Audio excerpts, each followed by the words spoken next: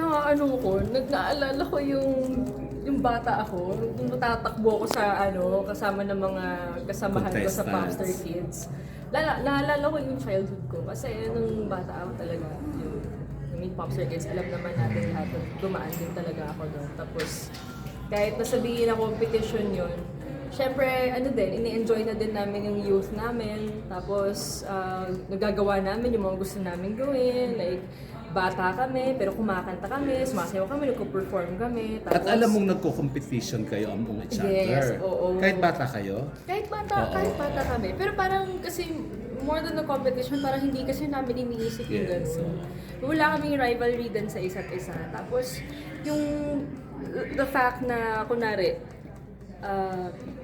may isang may sakit. Talagang di okay lang yan.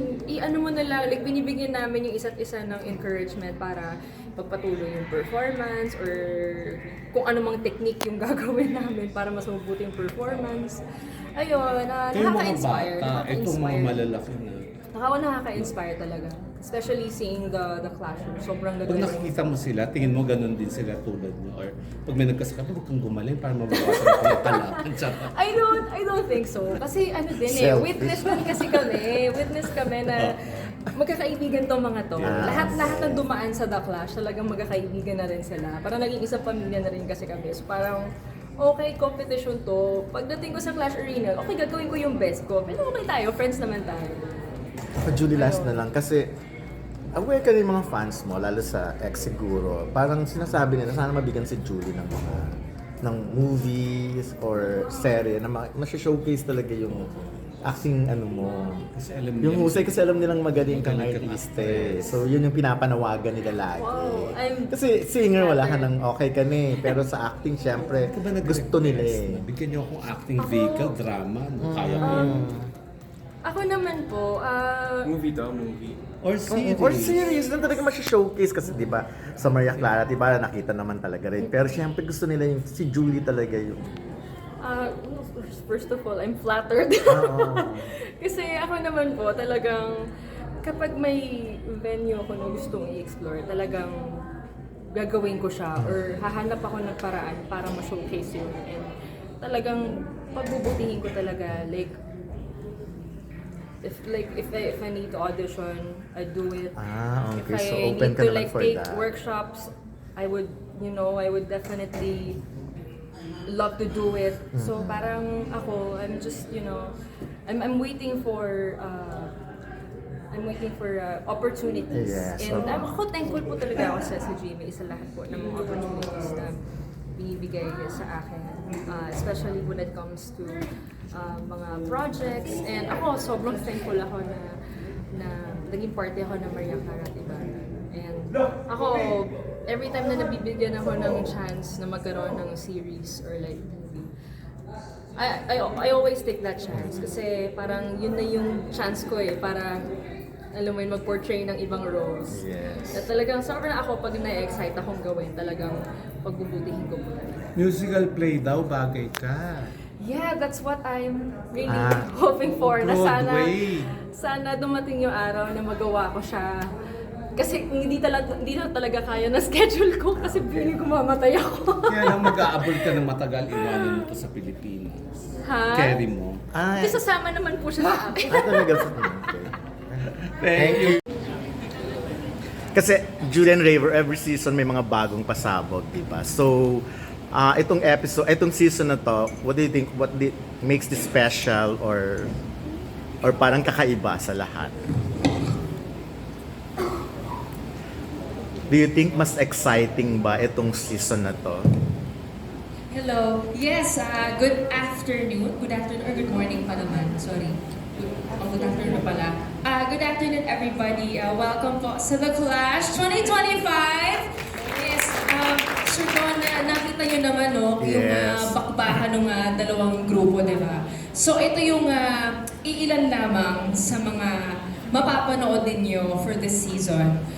Syempre bukod sa clash nung New Clashers and the Flashbackers, mas magiging exciting tong season na ito kasi maraming mga pasabog tsaka mechanics kasi na hindi din ina-expect ng mga clashers natin. At pati kami rin, actually, personally nagugulat din kami sa magiging takbo ng competition. So, and I also believe na every round kasi talagang, hello?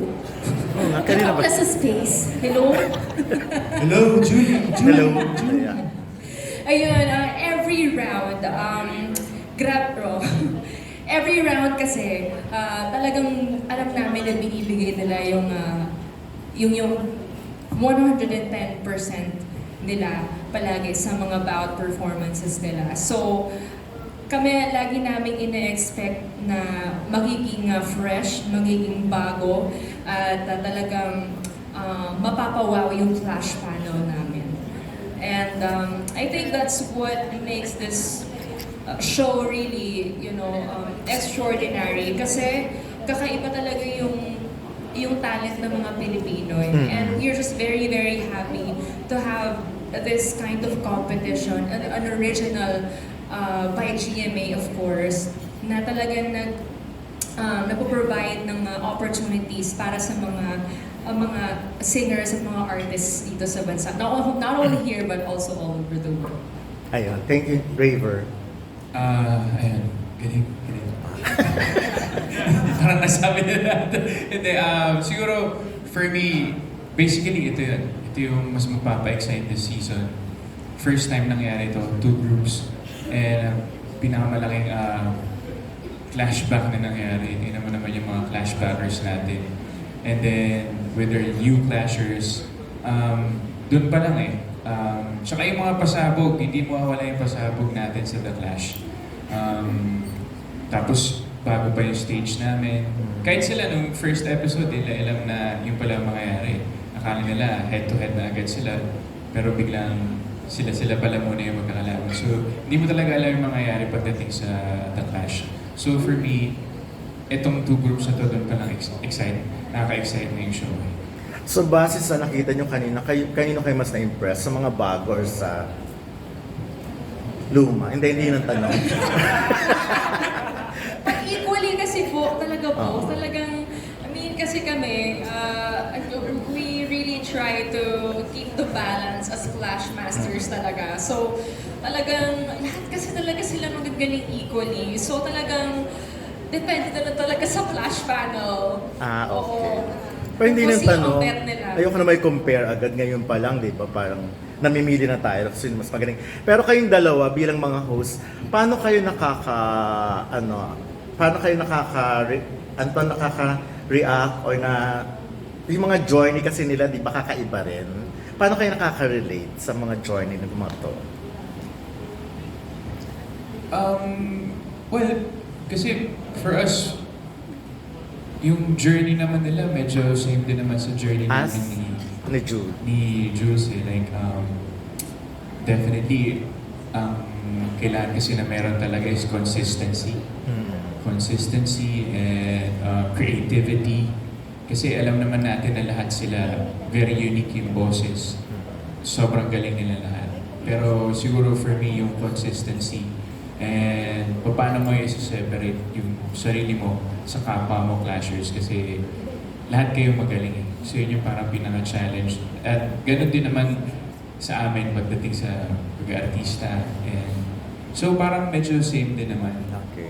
Yes, and kami kasi parang we all have stories to tell din. As Clash Masters, meron din kami personal mga experiences ganyan. That's why as much as we can, we really try to, share kung ano man yung mga na-experience namin nung nag-uumpisa pa lang din kami. And we really want to encourage them para talagang ma-reach nila yung mga goals nila. And syempre, huwag silang susuko kahit anong mangyari. So yun yung pinaka-advice nyo sa kanilang lahat? Yes. Tsaka kami yung number 1 fan nila. Sumakanta na sila. Kasi Yes. alam nila yan. Naku, kung alam lang Yes. talaga nila na nanonood kami sa gilid. Sobrang proud talaga kami sa gilid. Oo, nakaka-proud po talaga. Yun, hindi lang siguro nila nalalaman, pero nandun lang kami sa likod na talagang nanonood, nakikinig sa kanila. And kami, sobrang fans kami talaga ng mga flashers. Oo nga eh. Kanina nga, habang kumakanta sila, talagang all ears kayo with matching holding hands and parang feeling nyo, Kala ko lang sa music video kami. oo nga, kala ko nga Ganda wedding, ng mga boses. kala ko nga wedding reception di ba? Kasi na, ayan, thank you.